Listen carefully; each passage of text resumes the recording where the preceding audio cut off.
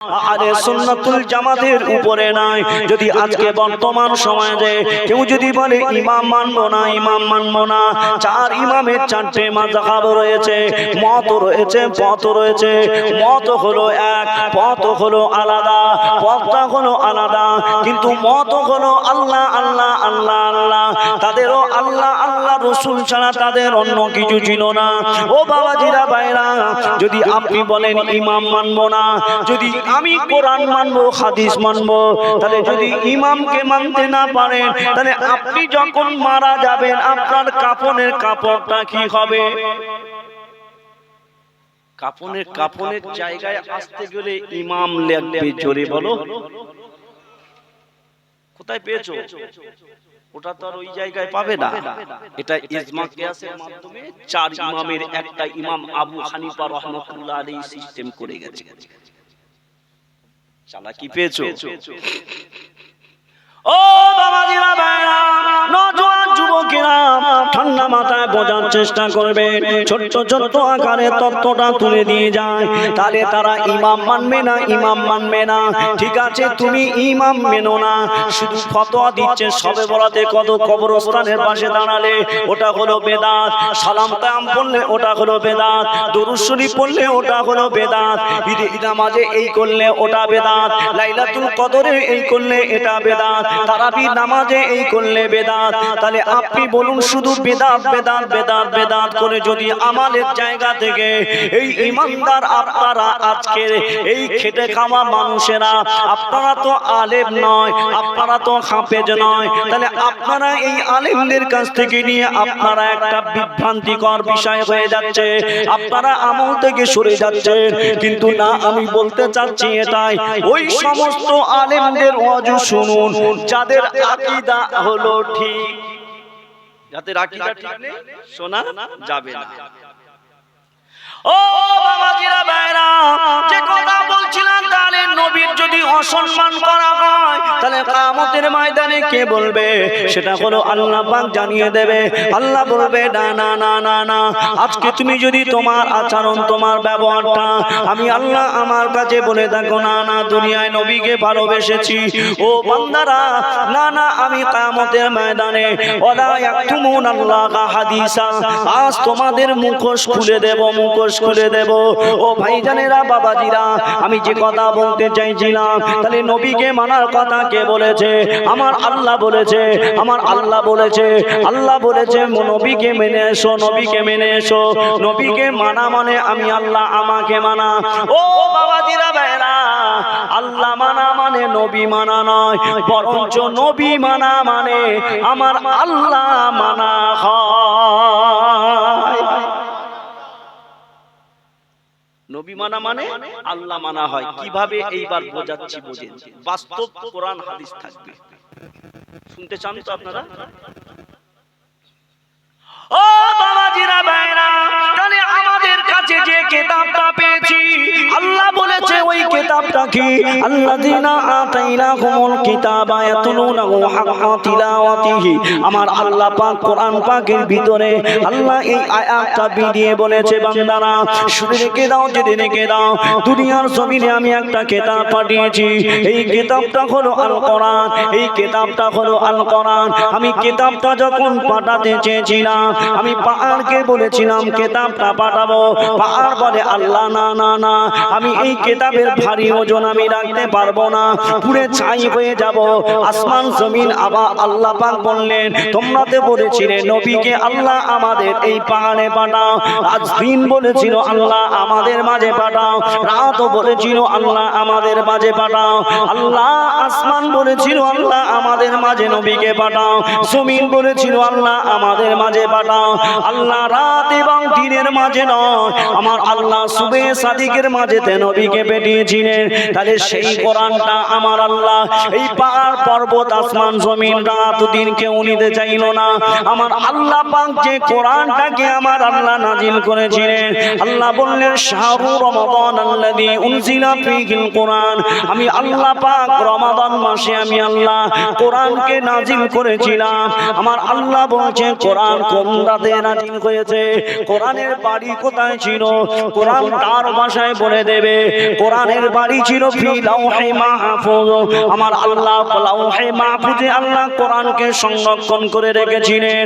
আল্লাহ বললেন হাজার হাজার রাতের থেকে একটি রাত হলো উত্তম রাত, ওই রাতটা অন্য কোনো রাত নয়, ওই রাতটা হলো লাইলাতুল কদরের রাত। আমি আল্লাহ পাক জানিয়ে দিলাম ইন্না আনজালনাহু ফি লাইলাতিল কদর ওয়া মা আদরাকা মা লাইলাতুল কদর।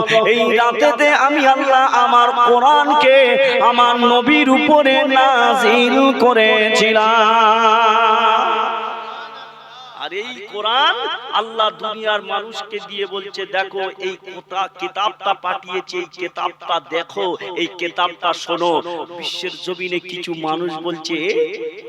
মানুষ বলছে একটা এমএলএ বলছে গো অসীম সরকার বলছে যেই এই ভোটাভুটি হয়ে গেল বলছে এই কোরআনকে একেবারে বন্ধ করে দাও, আইন চালু হোক, এই কোরআনটা যেন আর না থাকে। বলেন নাউজুবিল্লাহ। আর একটু জোরে বলা গেল না? আপনার কেউ কেউ মনে করছে কোরআন কি তো পড়তে পারিনি, তো যাই যাক, আমি তো জানি না। নাউজুবিল্লাহ বলেন।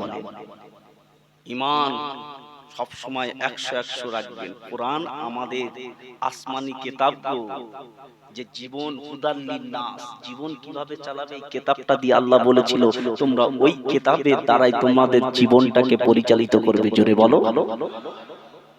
ও বাবাজিরা ভাইরা, তাহলে সেই কোরআন আল্লাহ আমাদের কাছে পাঠিয়ে বলেছে হে দুনিয়ার মানুষেরা তোমরা পথভ্রষ্ট হয়ে যাবে না, তোমরা পথভ্রষ্ট হয়ে যাবে না। আল্লাহ বলছেন কোরআনটা তোমরা ফলো করো। তাহলে আমি প্রথমে দিয়ে কি বলেছি, রাসূলের দুশমন যারা দুনিয়াতে হবে তারা রাসূলের শান শওকত সম্পর্কে জানে না। ও বাবাজিরা ভাইরা, আপনি বলুন তো দেখি আপনার মহব্বত নিয়ে জান্নাতে যাবেন না নেকি নিয়ে জান্নাতে যাবেন? আপনাকে যদি জিজ্ঞাসা করা হয় হুজুর আমরা নেকি নিয়ে জান্নাতে যাব, আমি বলবো না না না, আপনি নেকি নিয়ে জান্নাতে যাওয়ার থেকে মহব্বত নিয়ে জান্নাতে যাওয়া ভালো। ও বাবাজিরা ভাইরা, আমরা সকলে জানি যে কোরআনের কথা বলেছিলাম, এই কোরআনটা পড়লে সওয়াব হয়, এই কোরআনটা পড়লে এক একটা হরফে 10টা করে নেকি দেওয়া হয়। কিন্তু মুসলমান যদি ওই কোরআন পড়তে পড়তে বাকরা মানে গাবি, ওই গাবির কথা বাকরাতুন থেকে গাবি শব্দ এসেছে, বাকরা মানে গাবি মানে গরুর বিষয়ে আল্লাহ সূরা নাজিল করেছেন, পাহাড় পর্বতের বিষয়ে আল্লাহ কোরআন নাজিল করেছেন, আল্লাহ বিক্ষোভকের বিষয়ে আল্লাহ কোরআন নাজিল করেছেন। ওই কোরআনের ভিতরে আমার আল্লাহ পাক এমন করে সমস্ত কম বেশি নবীদের নামটা দিয়েছেন। আল্লাহ পাক ওই কোরআনের ভিতরে আল্লাহ মূসা আলাইহিস সালাতু ওয়াস সালামের নামও দিয়েছে মিম অসিফিয়া। এই 4টে অক্ষরে মূসা অক্ষর হয়। তাহলে আপনি যদি মূসা নবীর নামটা কোরআন পড়তে পড়তে পড়তে যদি পাওয়া যায়, এই 4টে অক্ষর পড়লে আপনার 40টা নেকি পাবে। কটা কথা বলেন না? 40টা। ফের যদি আপনি ওই কোরআন পড়েন, ওই কোরআনের ভিতরে আপনি ফেরাউনের নাম পাবেন। ওই ফেরাউনের নাম যদি আপনি পড়েন, ওই ফেরাউনের নামের অক্ষর হলো 6টা, ওই ফেরাউনের হরফ ওই 6টা অক্ষরে 7টা নেকি পাবেন। তাহলে আপনি নেকি খুঁজতে গিয়ে আপনি ফেরাউনের নামটা বারবার বারবার পড়তে হবে। কেন? ফেরাউনের নাম পড়লে 6টা নেকি 7টা নেকি পাবো, আর মূসা নবীর নাম পড়লে 40টা নেকি পাবো। আমার তো নেকির প্রয়োজন, আমার তো সওয়াবের প্রয়োজন। তাহলে আমি মহব্বতের দিকে যাব না, আমি নেকির দিকে যাব, নেকির দিকে যাব। আল্লাহ নবী হাদিস পাকের ভিতরে বলেছেন আল মারউ মা মান আহাব্বা, যারা দুনিয়াতে যে বাজার সংগ্রহ করে যার সাথে তাকে করে আমাদের মাঝে তার সাথে সদস্য হবে। ও আল্লাহ তাআলা আমাদের নেকির জন্য ফেরাউনের নাম বারবার করেছে, মহব্বতের কারণে নেকির কারণে নবীর নাম ধরেছে, কিন্তু মুসা নবীর আমরা বারবার পড়েছি। তাহলে আমার আপনার মনে দরকার কি হবে? কিয়ামতের ময়দানে তাহলে তার সাথে হাসর নাসর হবে। না না না না না না, আপনাকে নেকির জন্য নয়, নেকির জন্য নয়, আপনাকে নেকি কম হলেও মহব্বতের জন্য মূসা নবীর নামটাকে পড়তে হবে। আর একটু জোরে বলা যায় না সুবহানাল্লাহ? ও বাবাজিরা ভাইরা, আল্লাহ নবী নবীর চাচা জানের নাম ছিল আবু তলেব। ওই আবু তলেব নবীকে এতটা ভালোবেসেছিলেন, নবীর চাচা এতটা মহব্বত করেছিলেন। আমরা যত উম্মতেরা এখানে বসে আছি, আমরা অতটাই নবীকে মহব্বত করতে পারি নাই। আল্লাহ নবীকে এতটা ভালোবেসেছিলেন, গোসল করিয়ে দিয়ে খাওয়া দাওয়া করিয়ে কাছে ঘুম পাড়িয়ে দিতেন। আল্লাহ নবীর আব্বা জান ছিলেন না, আমার আপনার নবী বলেছিলেন আমার চাচা আবু তলেব বাবার মা হারানোর কষ্টটা আমার চাচা আমাকে এতটা আদর দিয়েছে, মা আমার চলে গিয়েছে বুঝতে পারি নাই। আব্বা চলে যাওয়ার যে ভালোবাসা আদর মহব্বত আমার চাচা দিয়েছে, আমি কখনো আব্বার কথা মনে করি নাই। এমন করে ওই চাচা যান যখন চলে গেল, আমার আল্লাহ পাক আবু তলেব বলছে নবী রে, তোমার চাচাকে আমি আল্লাহ জাহান্নামের সবথেকে হালকা আযাব দেব। আমি জাহান্নামের কঠিন আযাব নয়, কঠিন আযাব নয়, হালকা আযাবটা হলো জাহান্নামের আমি জুতাটা তোমার চাচাকে পরাবো। আল্লাহ বলছে নবী রে, তোমার চাচা ঈমান আনে না, ঈমান আনে না, তোমার চাচা কলেমা পড়ে না, তোমার চাচা তোমাকে মহব্বত করেছে, তোমাকে প্যার করেছে, তোমাকে ভালোবেসেছে, তোমাকে আদর করেছে। ওনার স্থানটা ছিল জাহান্নামে, জাহান্নামে। কিন্তু না, আমি আল্লাহ দয়াশীল, আমি আল্লাহ গফুরুর রহিম, আমি আল্লাহ আমার নবীর উপরে মহব্বত করার কারণে আমি আল্লাহ আমার নবীর খাতিরে, আমার হাবিবের খাতিরে আমি আল্লাহ তোমার চাচাকে জাহান্নামের সবথেকে হালকা আমি ওই আযাবটা মহব্বতের কারণে দিয়েছিলাম। আরো জোরে বলো, এখনো বুঝে আসে বুঝতে পারিনি। তিনি কলেমা পড়েছিলেন, কলেমা পড়েনি। কলেমা পড়লে তাহলে মানে জাহান্নামের এই শাস্তি থেকে রেহাই কিভাবে পেবে? কলেমা তো পড়ে বলছে সব থেকে হালকা আযাব আল্লাহ নবীকে বলছে, হালকা আযাব কেন দেব? শুধুমাত্র মায়া মমতা আদর করার কারণে, মহব্বত ভালোবাসার কারণে আমি তোমার চাচাকে ওই কষ্ট আযাব থেকে আমি মুক্ত করে আমি সব থেকে হালকা একটা করিয়ে দিলাম।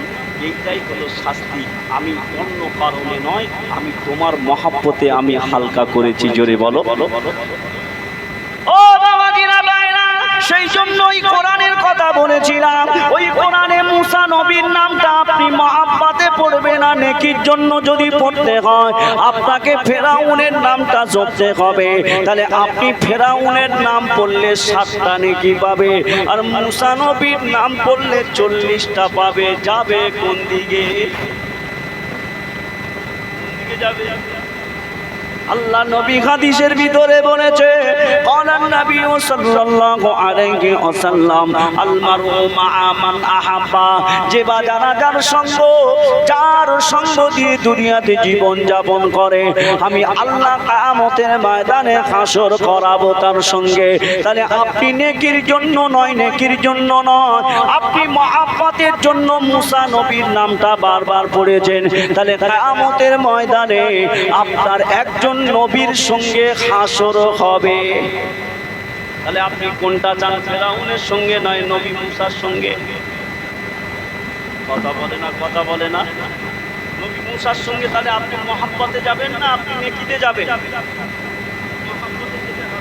তাহলে মহব্বত যদি নবীকে করতে হয়, তাহলে আজ সমাজে যারা বলে নেকি নেকি নেকি নেকি করো, সব নবী নবী করে লাভ হবে না, নেকির দরকার। মহব্বত না থাকলে তোমার নেকি তুমি জান্নাতে যেতে পারবে? যেতে পারবে? নবীর মহব্বত নেই, তোমার নেকি আছে, নেকি নেকি করবে। আর আল্লাহ কি করলো? ও বাবাজিরা ভাইরা, তাহলে নবী নবী নবী নবী দুনিয়াতে যারা করেছে, নবী নবী করাতে যারা দুনিয়াটা তাদের জন্য তাবে করে দিয়েছে। আজকে দুনিয়ার সমাজে আপনি দেখুন, ঘুরে ঘুরে ঘুরে ঘুরে যত সাহাবা ছিলেন, যত আম্বিয়া ছিলেন, যত সাহাবারা এসেছিলেন, সুহাদা সালিহিনরা এসেছিলেন, উলিল আমররা আল্লাহর ওলিরা এসেছিল, সকলে নবী নবী নবী নবী করেছেন। নবী খুশিটা আল্লাহ খুশি হয়েছে, নবীকে খুশি করাইনে আল্লাহ খুশি হয়নি। কেননা আমার আল্লাহ বলেছে, হে দুনিয়া মানুষেরা শুনে রেখে দাও, যত আম্বিয়ারা এসেছিল, নবীরা এসেছিল, 1,24,000 মতান্তরে 2 লাখ পয়গম্বর আলাইহিস সালাম এসেছিলেন। এই নবীরা আসার পরে তারা বলেছিলেন, আল্লাহ আমরা আপনি যাতে খুশি আমরা তাতে খুশি, আপনি যাতে রাজি আমরা নবীরা তাতে রাজি। আর আমার আল্লাহ আমার আপনার নবী দিন দুনিয়া বাদশাহ হাবিবুল্লাহকে জনাবে মুহাম্মদুর রাসূলুল্লাহ সাল্লাল্লাহু আলাইহি ওয়াসাল্লামের ক্ষেত্রে আমার আল্লাহ বললেন, হে দুনিয়াবাসীরা শুনে রেখে দাও, আমি আল্লাহ আমার নবীকে এতটা প্যার করি, ভালোবাসি, আমার নবী যাতে খুশি, আমার নবী যাতে রাজি, আমি আল্লাহ তাতে রাজি, আমি আল্লাহ তাতে খুশি।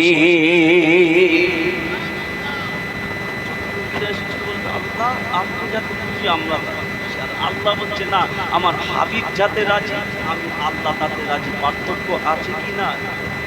যত উম্মত আছে বলছে আখির জামানার পয়গম্বর যতক্ষণ না এই উম্মতেরা জান্নাতে যাবে আর কেউ এদের আগে জান্নাতে যেতে পারবে না। তাহলে এদের সম্মান ইজ্জত আছে কি না? যদি উম্মতের এত ইজ্জত থাকতে পারে তাহলে নবীর কি আছে না? নাই, নবীর সম্মান আছে, আর তুমি নবীর সম্মানগুলো মাটিতে সরিয়ে দিচ্ছ, বড় আলেম হয়ে গেছে। ও বাবাজিরা ভাইরা, আমরা সালাম দেই, ইয়া নবী সালাম আলাইকা, দাঁড়িয়ে দাঁড়িয়ে দাঁড়িয়ে দাঁড়িয়ে সালাম দেই। তাহলে আমরা দাঁড়িয়ে দাঁড়িয়ে সালাম খানা জয় দেই। ওরা তখন কি বলে, না না সালাম পড়া যাবে না, সালাম পড়া যাবে না। ওরা বেদাত বেদাত করে ফতোয়া করে যায়। এরা এই ফতোয়াটা সমাজে দিয়ে দেয়, কেননা আল্লাহর কোরআন জানিয়ে দিয়েছে, মা কানা মুহাম্মাদুন আবা আহাদিম মির রিজালিকুম ওয়ালাকিন রাসূলুল্লাহি ওয়া খাতামান নবী। আমার আল্লাহ আমার নবীর উপরে দরুদ সালাম পড়ার কথা বলেছে। তাহলে যদি আপনার এলাকায় যদি একটা, আপনার এলাকায় যদি এমএলএ আসে, আপনার এলাকায় যদি এমপি সাহেব আসে, তাহলে আপনারা সকলে এই জায়গায় বসে আছেন, আপনাদের এমএলএ সাহেব আসছে, আপনি এমএলএ সাহেবকে সম্মানের জন্য সকল স্টেজ থেকে উঠে দাঁড়িয়ে স্যার করে স্বাগতম জানায় কি জানায় না? কথা বলবেন, জানাই কি জানে না? সবাই তো দাঁড়িয়ে গেছে, এমপি আসছে। ও বাবাজিরা ভাইরা, যদি ওই এমএলএ এমপি যদি এতটা সম্মান পায়, তাহলে এমএলএরও এমএলএ, এমপিরও এমপি, রাষ্ট্রপতিরও রাষ্ট্রপতি, ওই মুখ্যমন্ত্রীরও মুখ্যমন্ত্রী, স্বরাষ্ট্রমন্ত্রীরও স্বরাষ্ট্রমন্ত্রী, আমার আল্লাহ সারা পৃথিবীর বাদশার বাদশাহ, আল্লাহ সারা পৃথিবীর নেতা নেতা যাকে শ্রেষ্ঠতম করে দুনিয়াতে পাঠিয়েছিলেন, সেই হাবিবের শানে দরুদ পড়বে।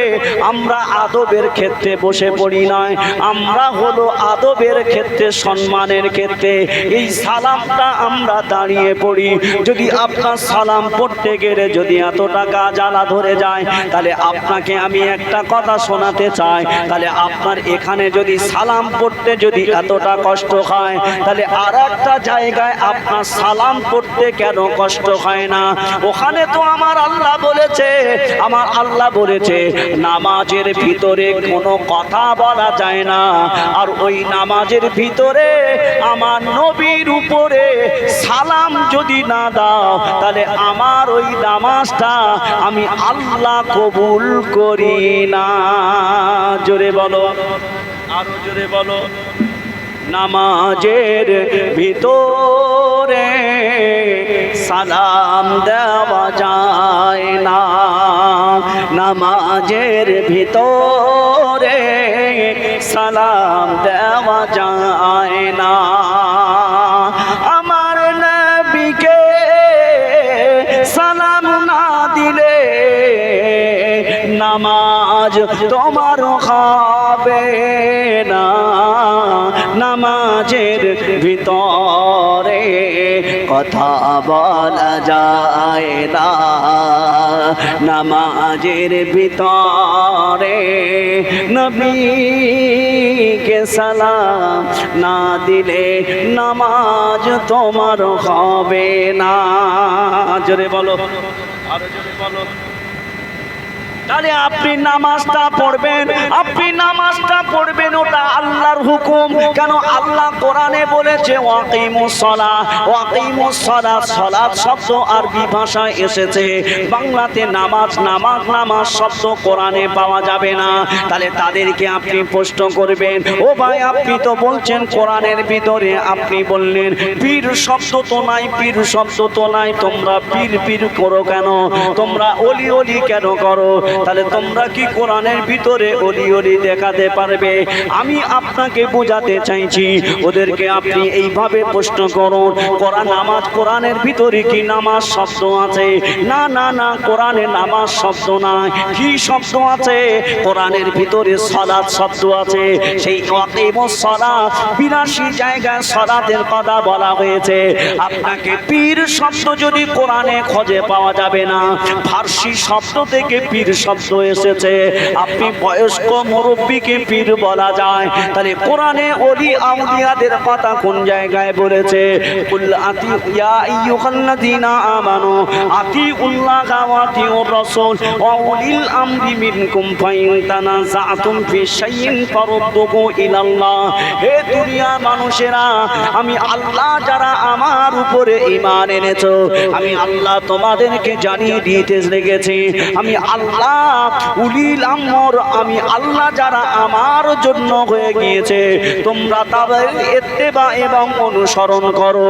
আমি আল্লাহ আতিউল্লাহ ওয়া আতিউর রাসূল, আমি আল্লাহ আমার রাসূলে এবং আনুগত্য তোমরা করো। অপর জায়গায় আল্লাহ বলেছে, আলা ইন্না আউলিয়া আল্লাহি লা খাউফুন আলাইহিম ওয়া লা হুম ইয়াহজানুন। তাদের ভয় ডর কিছু নাই, তাদের ভিতরে ভয় ডর কিছু নাই। কেন তাদের ভিতরে ভয় ডর কিছু নাই? তারা আল্লাহর হয়ে গিয়েছে, আল্লাহর হয়ে যাওয়ার পরে তারা আল্লাহর বন্ধু হয়ে গিয়েছে। যখন আল্লাহর বন্ধু তারা হয়ে গিয়েছে, আমার আল্লাহ তাদের ভিতর থেকে আমার আল্লাহ ভয় ডর সবকিছু তুলে নিয়ে আমার আল্লাহ দুনিয়ার সবকিছু তাদের জন্য তাবে বানিয়ে দিয়েছে।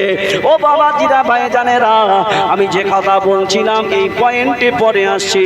আমি সেই কোরআনের ভিতরে আপনি বলবেন আল্লাহ নামাজের জন্য দাঁড়িয়েছে, এই নামাজের ভিতরে আল্লাহর আদেশ কটা আছে আর আমার নবীর আদেশ কটা আছে? আল্লাহ বলছে, দুনিয়া মানুষেরা, আমি আল্লাহ জানিয়ে দিলাম নামাজ হলো আমি আল্লাহ আমার, এই নামাজের ভিতরে আমি আল্লাহ আমার হাবিবের আদেশ বেশি রেখেছি। নামাজ আল্লাহ আমি আল্লাহ আমার, কিন্তু আদেশ বেশি থাকবে নামাজের ভিতরে আমার নবীর হুকুমটা বেশি থাকবে। কিভাবে সম্ভব হতে পারে? আপনি তো নামাজে তারিমা বাঁধবেন, এই তারিমা বাঁধার কথা আমার নবী বলেছে। আপনি সানা পড়বেন, এটা কে বলেছেন? আমার নবী পড়তে বলেছে, এটা হলো নবীর আদেশ। আপনি আউযু বিল্লাহ বিসমিল্লাহ সূরা ফাতিহা একটা সূরা মিলিয়ে দেবেন, এটা হলো আল্লাহর আদেশ। ও বাবাজিরা, ভাইরা, আপনি রুকুতে যাবেন, রুকুতে গিয়ে তাসবিহটা পড়বেন, সুবহানা রাব্বিয়াল আযীম তাসবিহটা পড়বেন, এটা কার আদেশ? নবীর আদেশ। আপনি রুকু থেকে উঠে দাঁড়াবেন, আপনি এখানে যে দোয়াটা পড়বেন, এটা হলো রাসূলের আদেশ। আপনি ওখান থেকে সিজদায় চলে যাবেন, সিজদায় গিয়ে আপনি যে তাসবিহটা পড়বেন, এটা হলো নবীর আদেশ। ও বাবাজিরা, ভাইরা, তাহলে আপনি সিজদায় গিয়ে দ্বিতীয় রাকাতে বৈঠকে গেলেন, আপনি চতুর্থ রাকাত কিংবা 3 রাকাতের ক্ষেত্রে আপনাকে দ্বিতীয় বৈঠক আপনাকে দিতে হবে। আপনাকে ওই চতুর্থ এবং 3 রাকাতের ক্ষেত্রে শেষ বৈঠকে বসতে হবে। আপনি শেষ বৈঠকে বসার পরে আপনি সকলে একটা দোয়া পড়ে থাকি, সেই দোয়াটার নাম হলো দোয়ায়ে তাশাহুদ। ওই দোয়ার ভিতরে আসসালামু আলাইকা আইয়ুহান নাবিয়্যু আমরা পড়ে থাকি, আত্তাহিয়াতু লিল্লাহি ওয়াস সালাওয়াতু ওয়াত তাইয়্যিবাতু আসসালামু আলাইকা আইয়ুহান নাবিয়্যু। এই পড়েন না নামাজে কেউ বাদ রেখে দেন এই দোয়া, যদি এই দোয়াটা বাদ রেখে দেওয়া যায় তাহলে কি হবে? নামাজ ওয়াজিব ছেড়ে যাবে। মানে কি? সুসিজদা দিতে হবে, সুসিজদা দিতে হবে। এই বিষয়ে হাসান বসরি রহমাতুল্লাহ আলাইহি সওবতে দেখে কিসের হাদিস আল্লাহর ওলি হয়েছে, কিসের হাফিজ? আল্লাহর ওলি হয়েছিল। তা আল্লাহর ওলি যখন হয়েছিলেন, তিনি একজন যে আসরে ছিলেন হাসান বসরি রহমতুল্লাহ আলাইহি, হেঁটে হেঁটে তিনি গিয়ে দেখছেন সকলে এখানে বহু মানুষ হচ্ছেন। সেখানে গিয়ে হাসান বসরি রহমতুল্লাহ আলাইহি জিজ্ঞাসা করছে, এখানে কিসের হাফিজ কে আছে? বলছে, আপনি আমাদের এখানে কেন? আপনি কি আমাদের সঙ্গে সঙ্গী হয়ে এগুলো এসেছেন? বলছেন, না, আমার রঙে আপনাদেরকে মিলিয়ে দেওয়ার জন্য আমি এসেছি। জোরে বলো সুবহানাল্লাহ। এখন এই হাসান বসরি রহমতুল্লাহ আলাইহি কিসের হাফিজকে ডেকে নিয়ে বলছে, তুমি একটু পাক পবিত্র হও। আপনাদের অসুবিধা হচ্ছে নাকি? এই আলোচনা অসুবিধা হচ্ছে? থেকে কেউ কিছু মনে হয় প্রবলেম হচ্ছে কিছু? চলবো তকবীর দেন দিন, নারাই তাকবীর, আরো জোরে নারাই তাকবীর। তো দরুদ শরীফ আল্লাহুম্মা সাল্লি আলা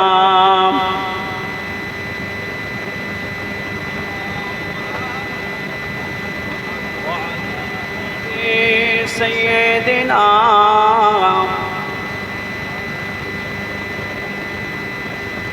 या नबी नजर करम फरमाना, या नबी नजर करम फरमाना, ए हुस्नैन किनारा, ए हुस्नैन किनारा, या नबी नजर करम फरमाना, हुस्नैन किनारा, हुस्नैन किनारा, जगरा पाक सदके मैं तैबा में बुलाना, जगरा पाक सदके मैं तैबा में बुलाना, हुस्नैन किनारा, हुस्नैन किनारा, या नबी नजर करम फरमाना, हुस्नैन किनारा, हुस्नैन किनारा, अल्लाहुम्मा सल्ली अला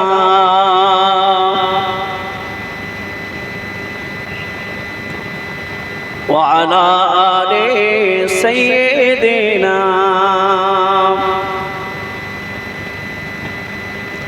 তাহলে হাসান বসরি যখন গেল, যাওয়ার পরে বলছে, হুজুর আপনি একটু পাক পবিত্র হয়ে আসো। কাকে বলছে? মাতাল বিশের হাফিজকে।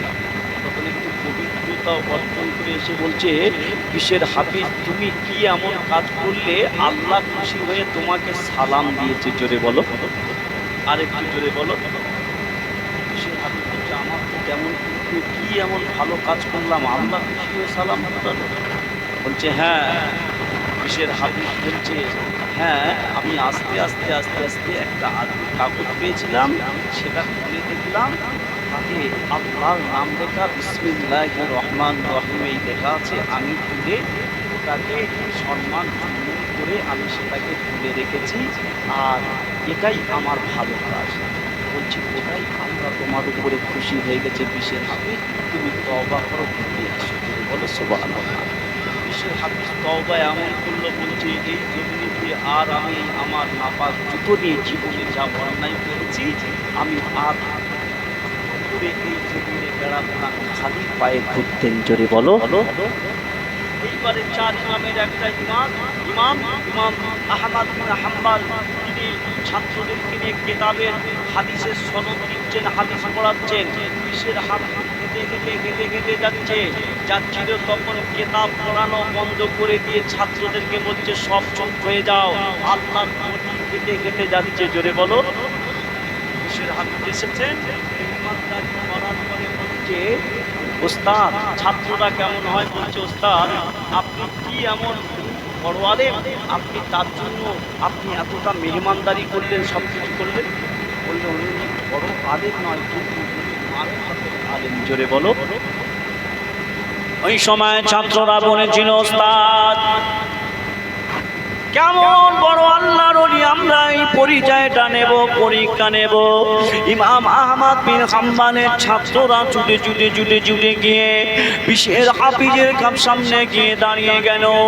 ও বিশের হাফিজ, আমরা আপনাকে প্রশ্ন করতে চাই, আপনি কেমন ওলি মানুষ আমরা দেখতে চাই।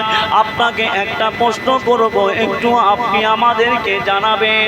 হ্যাঁ, কি প্রশ্ন করবেন বলুন। বললেন হুজুর, যদি নামাজের ভিতরে ওয়াজিব ছেড়ে যায় তাহলে কি করতে হবে? ওয়াজিব ছেড়ে যায় কি করতে হবে? আল্লাহর ওলি ওই সময় বিশের হাফিজ বলেছিল,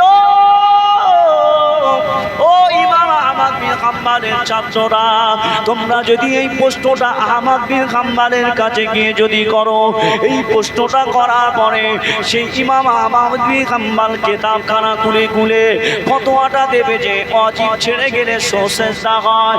কিন্তু আমি বিশের হাফিজ, আমার যদি জিজ্ঞাসা করা হয়, আমার মারিফতে এলেমটা দিয়ে যদি দেখা হয়, তাহলে যার ওয়াজিব ছেড়ে যায় তাকে শুধু দাঁড় করিয়ে মারতে হবে। মারতে হবে বলছি কথা বলছি না। ও ইমাম আহমদ বিন হাম্বলের ছাত্ররা, যদি ওস্তাদের কাছে যাও বলবে ওয়াজিব ছেড়ে গেছে সেজদা দাও, নামাজ হয়ে যাবে। কিন্তু আমি বিশের হাফেজ, মারেফতের মানুষ, আমি মারেফতটা জানি, মারেফতটা জানি। এই মারেফতের আওতায় হলো আমার ফতোয়াটা হলো যে আল্লাহর জন্য দাঁড়িয়েছে, আল্লাহর সামনে দাঁড়িয়েছে, আল্লাহ তাকে দেখছে আর সে আল্লাহ তাকে দেখছে, আর আল্লাহ দিকে সে দাঁড়িয়ে নামাজ আদায় করছে, তার সম্মুখে আল্লাহ রয়েছে। সে তাহলে আল্লাহর সম্মুখে যদি দাঁড়ায় তাহলে তার ওই ওয়াজিব ছুটে কেন যাবে? সেই জন্য আমার এই মারেফতের লাইনে ওই ব্যক্তিটাকে দাঁড় করিয়ে মানতে হবে। ও বাবাজিরা, ভাইরা, এখানে যেগুলো মানুষ আছে, যতগুলো মানুষ আছে, তাদের মারেফত হলো আলাদা, আর ফরের ফতোয়াটা হলো আলাদা, তাকওয়া হলো আলাদা, আর ফতোয়াটা হলো আলাদা। আপনাকে ফতোয়া আর তাকওয়াটা এক করা যাবে না। ও ভাইজানেরা, বাবাজিরা, ভাইরা, বর্তমান সময়ে এই তাকওয়ার ক্ষেত্রে আল্লাহর ওলি হয়েছে, মারেফত লাইনটা তারা আল্লাহর ওলি হয়েছে। কিন্তু বর্তমান সমাজের কিছু কিছু কিছু কিছু মানুষ আছে, তারা আলেম আছে, মানুষ আছে, বলছে ওলি মানি না। ও বাবাজিরা, ভাইরা, নবীর উপরে সালামও পড়া যায় না, এই দরুদ পড়া যায় না, দ্বন্দ্ব দ্বন্দ্ব দ্বন্দ্ব। আমি বলছি তাহলে সালাম যদি নামাজে ওই ওয়াজিবটা ছেড়ে যায়, নামাজ হবে না। আমার আল্লাহ বলছে নবীর উপরে সালাম যদি না দাও, ওই নামাজটা আমি আল্লাহ নেব না। তাহলে আপনার ওখানে যদি সালাম করতে যদি কোনো প্রবলেম না হয়, আর এখানে দাঁড়িয়ে সালাম করতে আপনার কষ্ট হয়, আপনার যদি কষ্ট হয় আপনি বসে বসে পড়ুন। কিন্তু সমাজের মানুষগুলোকে কেন আপনি বিভ্রান্তি করছেন? আপনি সমাজের মানুষকে কেন ফতোয়া দিচ্ছেন? না না, সালাম পড়া যাবে না। তাহলে আপনি বলুন, ওই জায়গায় সালাম পড়ছেন আর এখানে আপনি পড়বেন না কেন? আমার বলার উদ্দেশ্য হলো এটাই। তাহলে আমরা আগে নবীকে মানব না আল্লাহকে মানব? আমার নবীকে আল্লাহ মানতে বলেছে, আমার নবীকে আল্লাহ খুশি করাতে বলেছে, আমার নবী খুশি তো আল্লাহ খুশি। ও বাবাজিরা, ভাইরা, তাহলে আজকে যে পৃথিবীর জমিনে, ভারতবর্ষের জমিনে যেটা আমরা এসেছি, এই ভারতবর্ষের জমিনে সর্বপ্রথম কলেমার প্রচার কে করেছিলেন? এই ভারতের জমিনে কলেমার আওয়াজটা কে নিয়ে এসেছিলেন? তিনি অন্য কেউ নয়, কোনো দলমত তখন পয়দা হয় না, তিনি অন্য কেউ নয়, তিনি হলেন খাজা গরিবে নওয়াজ মুঈনুদ্দিন চিশতি সঞ্জারি রহমাতুল্লাহ আলাইহি। এই খাজা মুঈনুদ্দিন চিশতি সঞ্জারি রহমাতুল্লাহ আলাইহি, তিনি এই ভারতের জমিনেতে তিনি কলেমা নিয়ে এসেছিলেন। আজকে বর্তমান সমাজের আজকে এতটা উন্নত হয়েছে, ছেলেরা বলবে না না, ওলি মানা যাবে না। আমি তাদেরকে বুঝিয়ে দিতে চাই, তাহলে আজকে খাজা মুঈনুদ্দিন চিশতি সঞ্জারি রহমাতুল্লাহ আলাইহি যখন ভারতের জমিনে ঢুকেছিল, এই ভারতবর্ষের জমিনে তখন ওই সময় পিতৃরাজ্যের সঙ্গে লড়াই মোকাবেলা করার পর ওই আনার সাগরের পানি আনতে গিয়েছিল।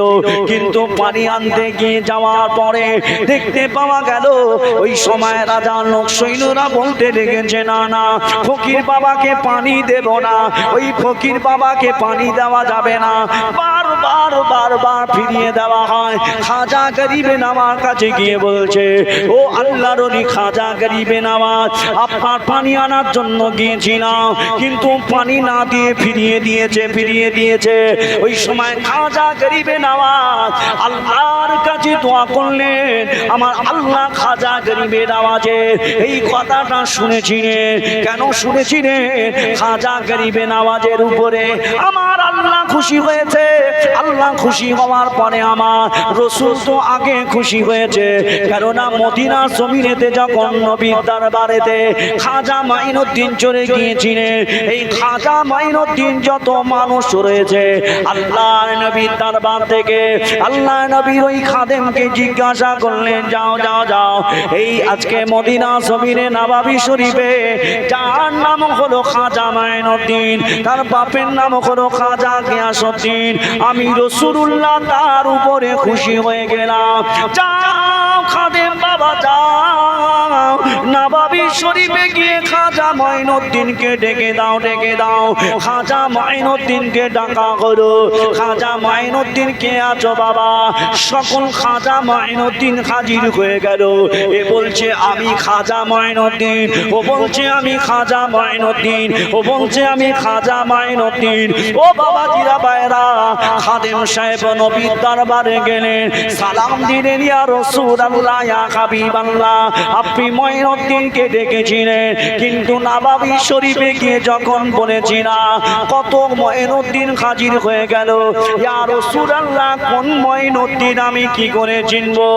ও বাবা জিরা বাইরা, দেখতে পাওয়া গেল আমার আপনার নবী হাবিবুল্লাহ বলেছিলেন, বাবা ও খাদেম সাহেব, যাও চলে যাও, গিয়ে বলো খাজা মাইনুদ্দিন যার বাবার নাম হলো খাজা গিয়াসউদ্দিন, খাজা গিয়াসউদ্দিন এই নামটা তুমি বলবে। এমন সময় ওই খাদেম সাহেব চলে গেলেন নবাবী শরীফে, আওয়াজখানা দিলে, কে আছে? খাজা মাইনুদ্দিন, বাবার নাম হলো খাজা গিয়াসউদ্দিন। আল্লাহর ওলি খাজা মাইনুদ্দিন হুজুর নবাবী শরীফের ওই জায়গায় দাঁড়িয়ে তিনি কান্নারত অবস্থায় দাঁড়িয়ে রয়েছে। সকল মানুষেরা যারা আগে গিয়ে বলছে আমি খাজা মাইনুদ্দিন, তারা আর সামনে না, সবাই পিছিয়ে চলে এসেছে। বাবা ও বাবা জিরা, যেখানে এখানে এতগুলো মানুষ বসে আছে, কোন অলির কথা বলছেন? শাহেনশাহ, এই ভারতের বাদশাহ যিনি, এই বাদশাহ কোথা থেকে এসেছিলেন? বর্তমান যারা পীর মানে না, অলি মানে না, শুনে নেন একটা বা শুনে নেন বাবা, আল্লাহ পাকের ওলি খাজা মাইনুদ্দিন চিশতি সঞ্জানি রাহমাতুল্লাহ আলাইহিকে নবী ডাক দিলে খাদেম সাহেব বলছে, খাজা মাইনুদ্দিন নবী ডেকেছে, আদবের সঙ্গে কথা বলবে, আদবটা বজায় রাখবে, রাসূলুল্লাহর সঙ্গে বেয়াদবি না হয়ে যায়। খাদেম সাহেব সঙ্গে করে নিয়ে রাসূলের রওজার ভিতরে ঢুকিয়ে দিলেন।